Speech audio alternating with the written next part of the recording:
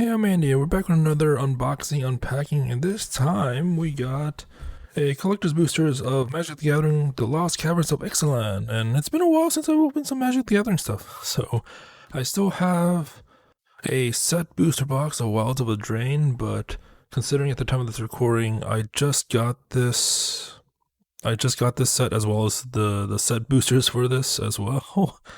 So yeah, I decided to open up the collector's boosters because it's pretty much, I think it's, I mean, obviously it's the more premium of the two, but eventually I'll get to the set boosters.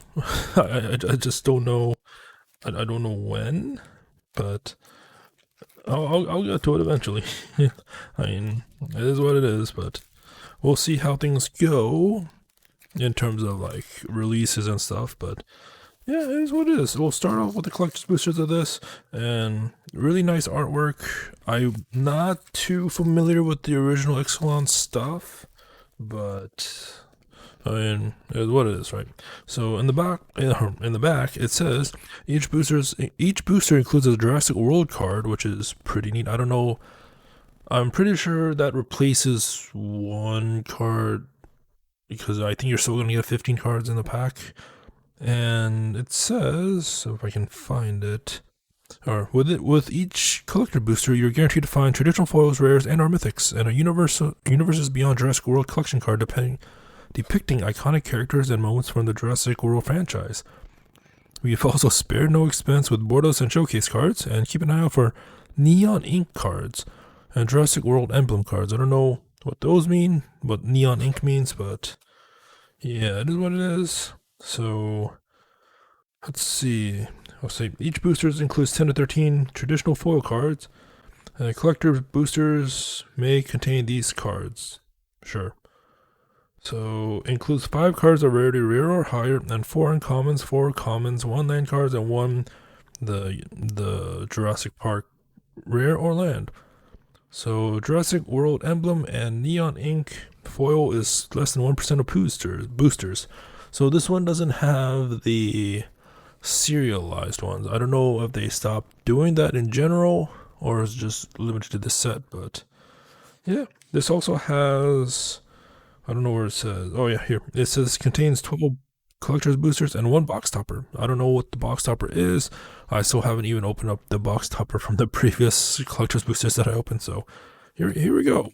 We're just gonna open up 3 packs just because I tend to read every card I haven't seen yet, so yeah, hopefully. Oh, here's a box topper.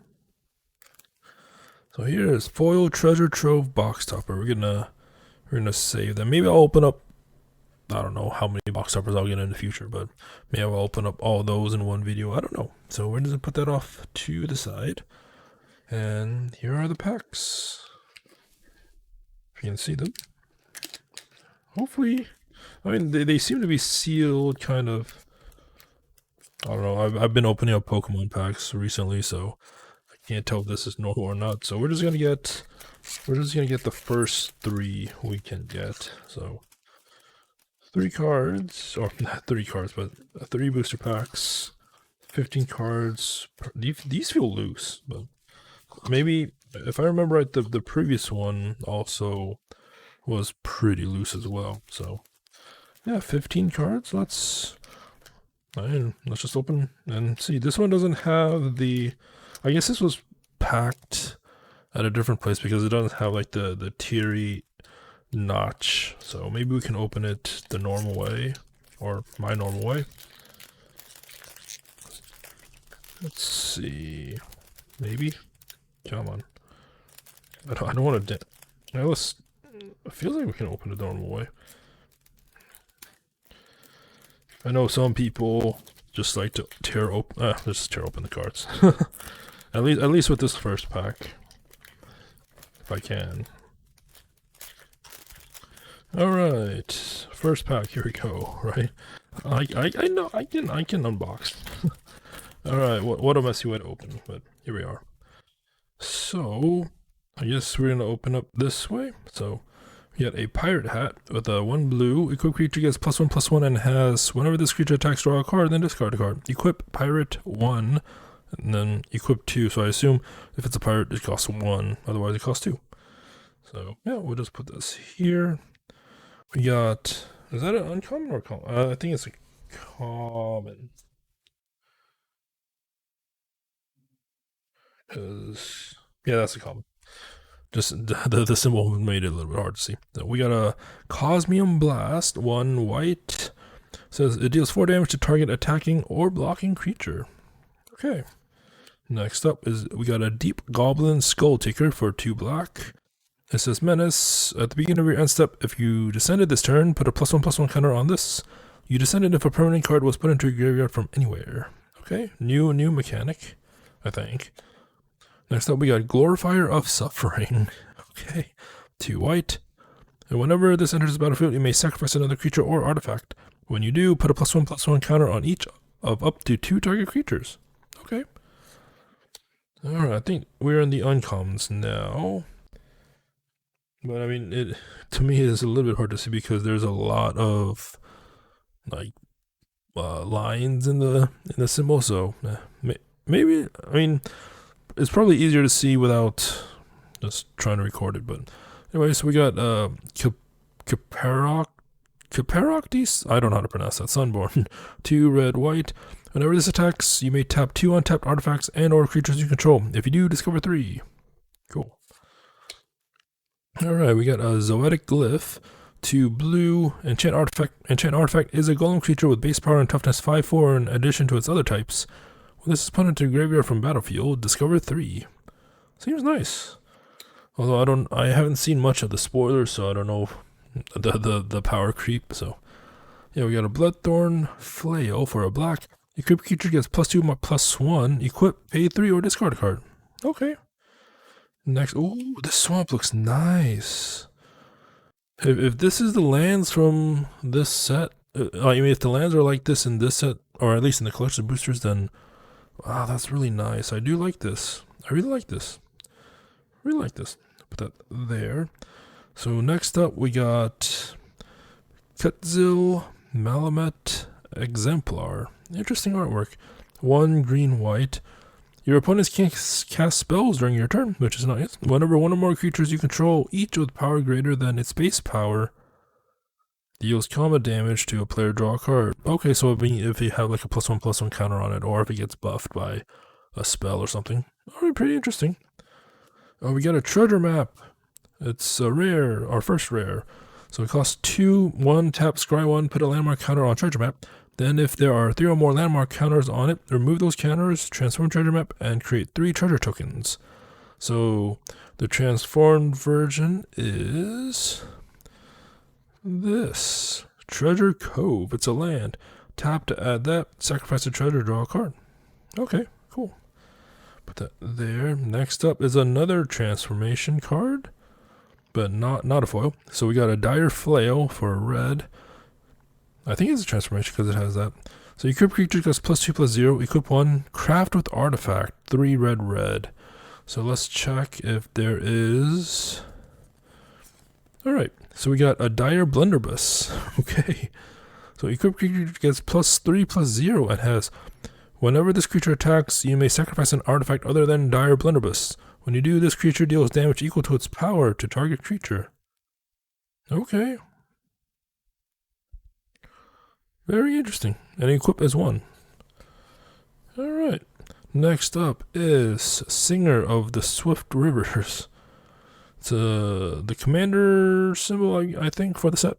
So we got 1 green blue. Flash, whenever this enters the battlefield, put a shield counter on another target creature you control.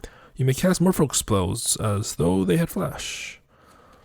Alright. We got Restless Veins. It's a land.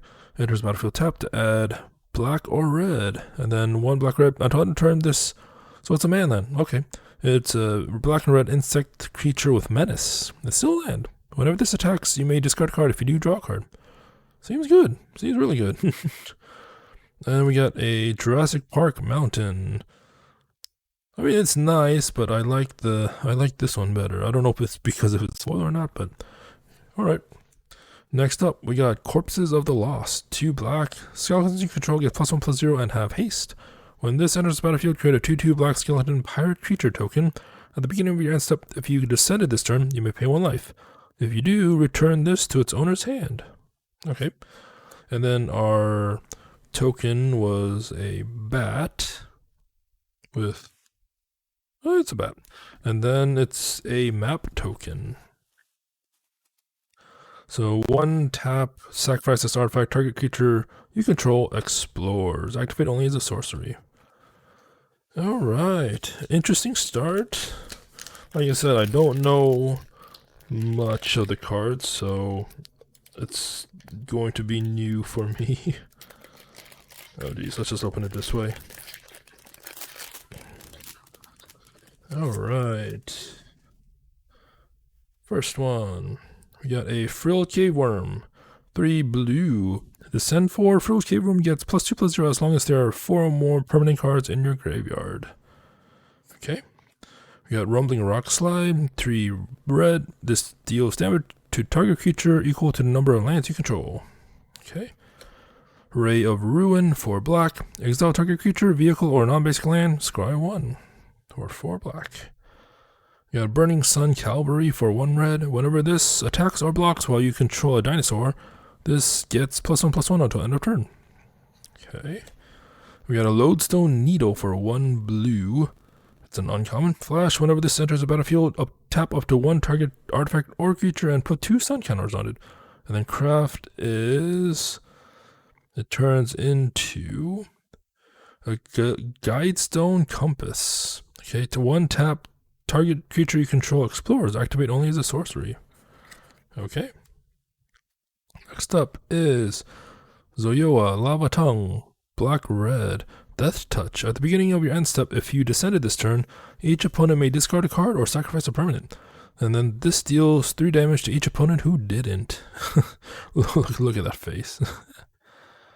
Alright, next up is Earthshaker Dreadmaw, 4 green. So it has trample, and whenever this enters the battlefield, draw a card for each other dinosaur you control. Alright. Then the mountain, really nice. Really nice. And then we got this.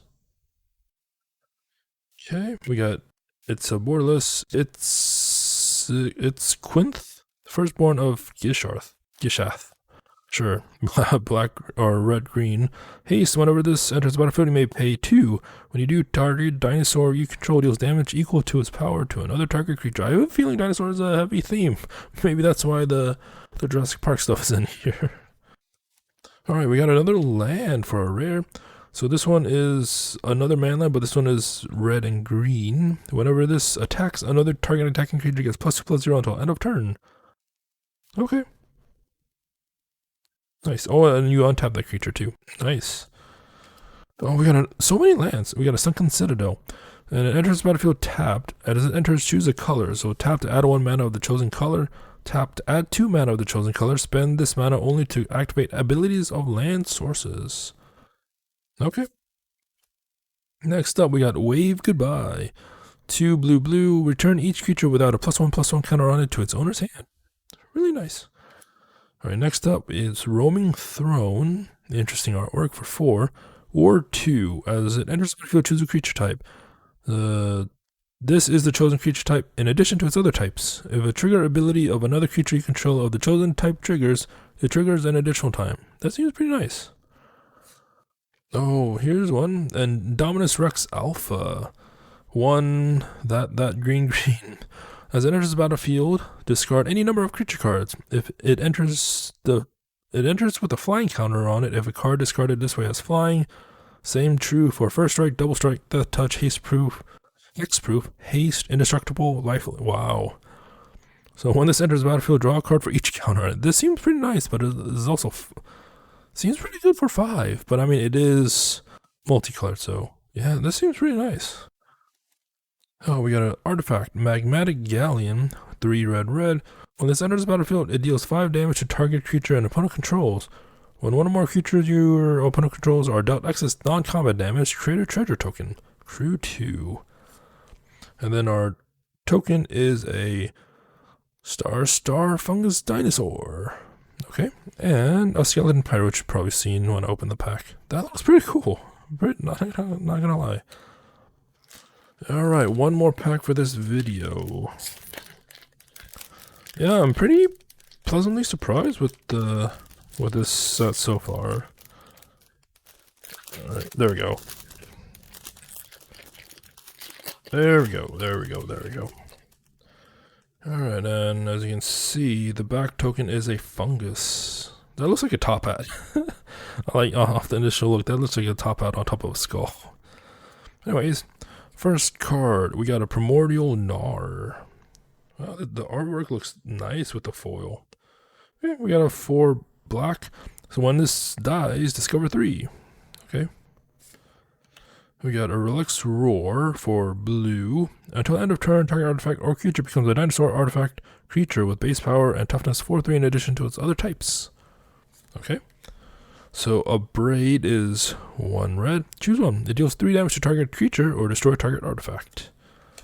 We got a Tithing Blade for 1 black. When this enters the battlefield, each opponent sacrifices a creature. And then for craft is Consuming Sepulture. I don't know what that means. At the beginning of your upkeep, each opponent loses 1 life and you gain 1 life. That seems pretty good. At least for a common too. Alright. Next up is the Hermetic Nautilus for uncommons.